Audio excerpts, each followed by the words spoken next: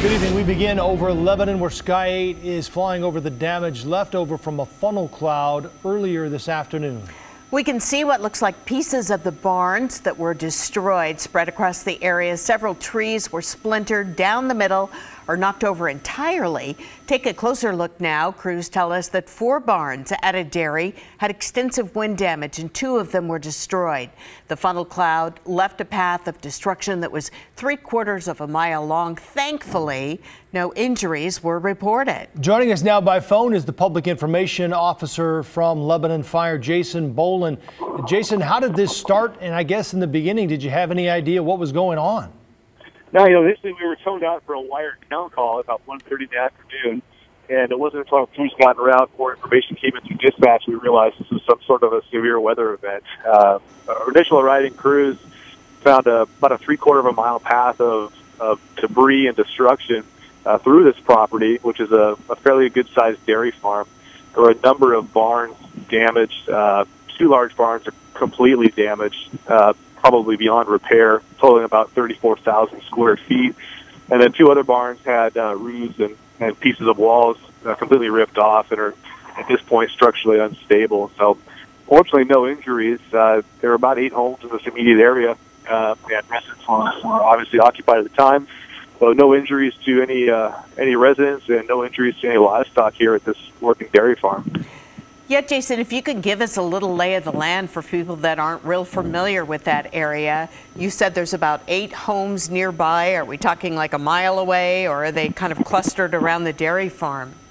It's kind of a small cluster here. You know, the Combe area is where this is, off of Green Mountain Drive, and it's about 14 road miles to the east of Lebanon. So it's a ways out. It's in a rural area. And so homes are scattered on the way out here, but there's I'd say within a mile or so, there's a sort of grouping of homes along Green Mountain. So just so I'm clear, Jason, no one actually saw the funnel cloud. You were called out for a power line down, and it was your crews that realized this was something more than just a power line down? No, it wasn't. Initial callers into our Lynn County 911 center, they reported that they had seen what they reported as a funnel cloud, and as more information came in, the wire down obviously became a lot more than a wire down. It became a severe weather event. Whether that was a funnel cloud or a microburst or a tornado, we can't say at this point. And I understand the National Weather Service is on their way down from Portland to do some investigating on that, trying to determine what this actually was. Have you seen the folks from the dairy farm? Are they out there? We're looking from Sky 8, and gosh, it looks like that debris was thrown pretty far. What are they going to do? Yeah, I'm actually here on scene right now. I'm standing right in front of the white hoop house barn. It's torn apart right alongside the road, and I was just speaking with the homeowner. They're a little overwhelmed. They're pretty emotional, and they're trying to get by. They live here, and their elderly mother-in-law lives here, and so they're trying to set up a way to get her taken care of.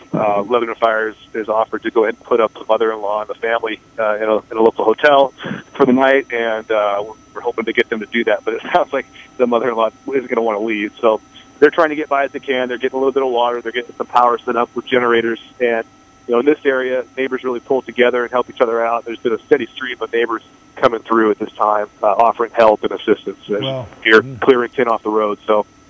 Yeah, we don't have to tell you because you're on scene there, but the damage from Sky 8 is really impressive. Jason, Matt Zaffino is joining us now. He wants to join the conversation here. He has a question for you, too. Hey, Jason. Hi, Matt. Hey, how are you? Thanks for the good work down there. Wondering if it looks to you, if it appears to you like the damage and the debris has all been pushed in one direction, or is it kind of scattered all over the place? It looks to be in a kind of a linear form here from the ground, but again, the terrain is a little bit uneven, and it's hard to get a good viewpoint. I'm guessing the view from Sky 8 is a lot better. Yeah, that might be a good question for Sky 8. Thanks, Jason. You bet.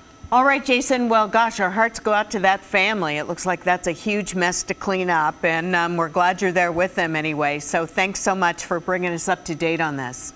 Hey, you're welcome.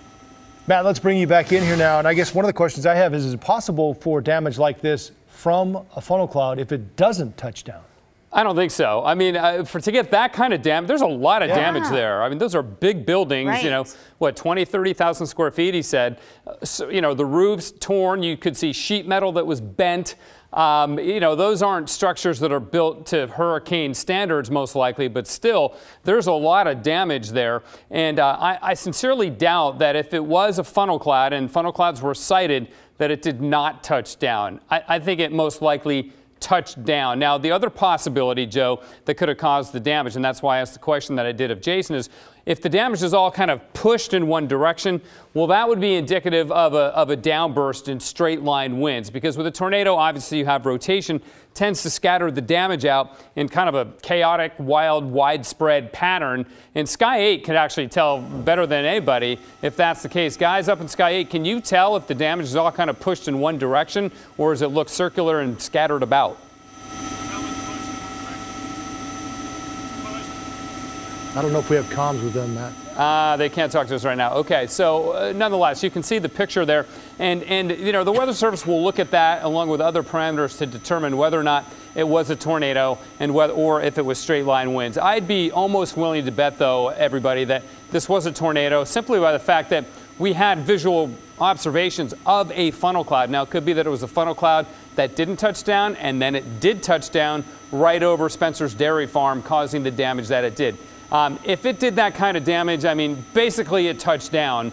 I mean, what is a tornado? It's a whirlwind, it's swirling wind, and if that gets close to the surface, it's got to get really close to the surface to do that kind of damage. So I'll be surprised if this doesn't come back as a tornado, possibly straight line winds, but to see that kind of damage with just a funnel cloud that didn't touch down seems super unlikely to me.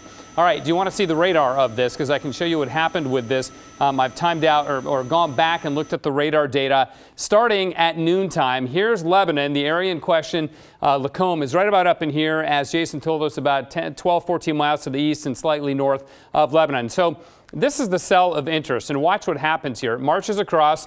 I'll pause this at 1 o'clock. This is actually a little after 1 o'clock, and you can see how it developed, and that blue area indicates super heavy precipitation rates. It's also offset from the main core of the storm, which may indicate that we were getting vertical wind shear, which means part of the storm is getting pushed ahead of the rest of it. That happens with tornadoes. In fact, that's almost necessary for tornadoes to happen. As we go forward in time, it dissipates just that quickly. So more than likely, this was a cold air funnel cloud on steroids that touched down and became a tornado and did the damage that we saw. Pretty impressive, though, to see that kind of damage from Sky 8. Now, as we look ahead at what's happening at Timberline right now, it's cold up there. We told you about the snow. More on that later for you.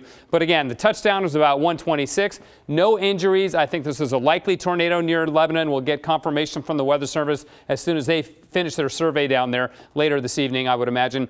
Likely a cold air funnel cloud that touched down and became a tornado. And again, a 3/4 mile long damage path, which is consistent with a lot of other events like this that we've seen here in Oregon, both in the fall and sometimes in the spring, too. Joe, Tracy, back to you.